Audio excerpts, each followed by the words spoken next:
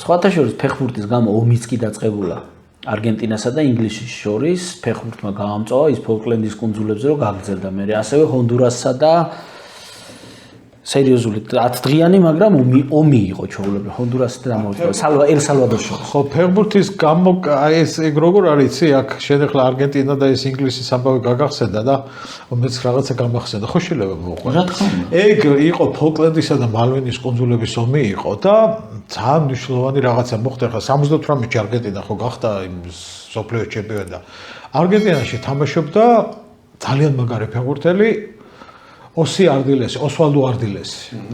და მოხდა ამისთან რაღაცა რომ 82-ში როცა მსოფლიო ჩემპიონატი დაიწყო, ფაქტობრივად არგენტინა ძალიან მაგარი გუნდი იყო, მაგრამ 82 წელს დაიწყო კაკრას ფოლკლენდისა და მალვინის არგენტინასა და ინგლისის შორის ომი.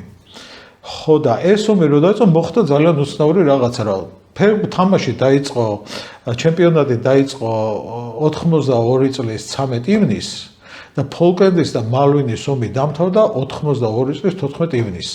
ანუ ფეხბურთის დაწყებიდან ერთ დღეში არგენტინამ კაპიტულაციას მოაწერა ხელი და წააგეს ეს ომი. და აქედან გამომდინარე გამოვიდნენ ფეხბურთელები და წაგებული ქვეყნის გუნდი იყო. და მაგარი გუნდი არგენტინა რო გავიდა მეოთხედფინალში, სადაც მოხდა ბრაზილიასთან და იტალიასთან ერთად. ორივე თამაში წააგო რა. და მოხდა ამისთან რაღაცა ამ ომში აი ძალიან ისეთ მნიშვნელოვანი მომენტი ამ ომში გარდაიცვალა ოსვალდო არდილესის ბიძაშვილი, რომელიც იყო სამხედრო მფრინავი. ეს ძალიან ცნობილი ამბავია.